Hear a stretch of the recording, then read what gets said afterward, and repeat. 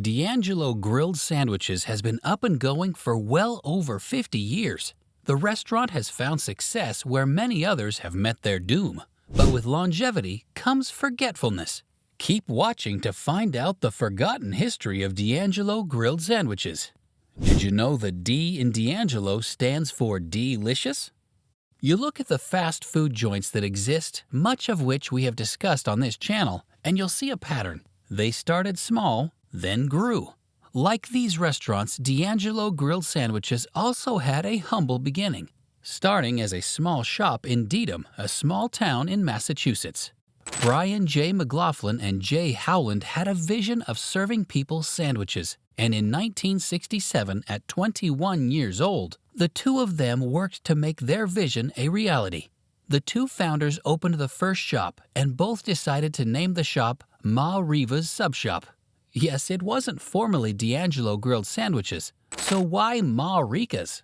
Some say they chose the name because it means to tie or to join, which makes sense considering a sandwich is the joining together of different ingredients. Looks like the founders thought the name through and chose well. The founders later dropped the name Ma Riva Sub Shop and they went with the name Angelo Sub Shop. However, there was a problem.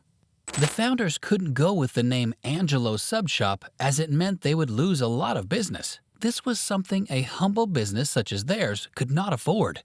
The name they chose would make people think they were a brand of Angelo Markets. The founders didn't want this confusion, and so their search continued. There was just a slight issue. The founders loved the name Angelo's and wanted to keep it. So they added D before Angelo in 1978, with the D meaning delicious. From when it opened, the business dazzled customers with its salads, Syrian pocket bread, and sub sandwiches. And these items are what set them apart from every other restaurant at the time. And if you like to learn about the history of your favorite eateries, be sure to subscribe for more content like this. Apart from its food and its neighborhood-style shops, which seem to have customers on lock, there are other reasons for DAngelo Sub's grilled sandwiches' success and longevity. The owners have shown to not only have business ideas, but they have the will and the skill to implement these ideas over the years. One such idea is the business owning the Liberty Bakery. DAngelo's Grilled Sandwiches is committed to quality, and having a bakery to serve the daily needs of the different locations of the restaurant helped them stay on quality and proved to be a masterstroke. Not only was quality assured, the business also maximized profit as the company wasn't outsourcing its baking to external bakers. The bakery wasn't the company's first step.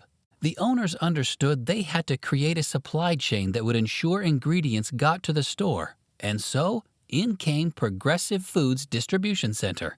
The center had a singular task: to deliver all the food to each store every week. With a bakery that served it and a supply chain that kept food items flowing without problems, the company aimed to do more as it recorded success from its decision. To achieve its goal of doing more, the sandwich joint then went even bigger than before. It acquired a meat processing plant to produce 50,000 pounds of steak that the company's locations needed for its sandwiches weekly. The owners continued attempting to make the restaurant a self-sustaining business that satisfied the needs of its customers to the best of its ability.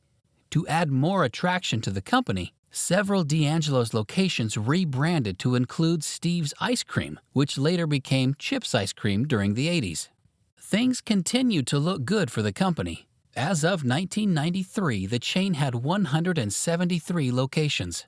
That number of sites meant one thing: businesses were watching DAngelo Grilled Sandwiches. PepsiCo, now known as Yum Brands, took an interest in the restaurant chain and purchased it in 1993. PepsiCo saw the potential of the company and had a plan to improve the sandwich chain's operations to the point that it became a huge national brand. The new owner wanted the chain to join its army of national brands like Pizza Hut and Kentucky Fried Chicken. However, their vision and actions remained different things. Unfortunately, PepsiCo's plans before purchasing the restaurant chain never came to be. Still, it wasn't like the new owner damaged it. While nothing on the scale it hoped, PepsiCo grew the sandwich chain. However, a familiar part of the chain had to go. Not long after purchasing DAngelo, the owner removed the ice cream business from the chain and in some locations replaced it with a full-service Pizza Hut addition. In other locations, the owner introduced Honeydew Donuts as an addition. PepsiCo grew the chain from the initial 173 locations to 203 stores. However, PepsiCo couldn't keep it and sold it to Papa Gino's Holdings Corporation.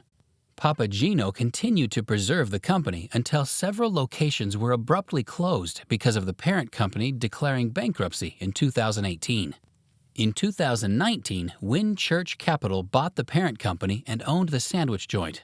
With this purchase, things are shaping up for the brand as it has announced it would resume expansion. It looks like the business is ready to shake off the effects of declaring bankruptcy.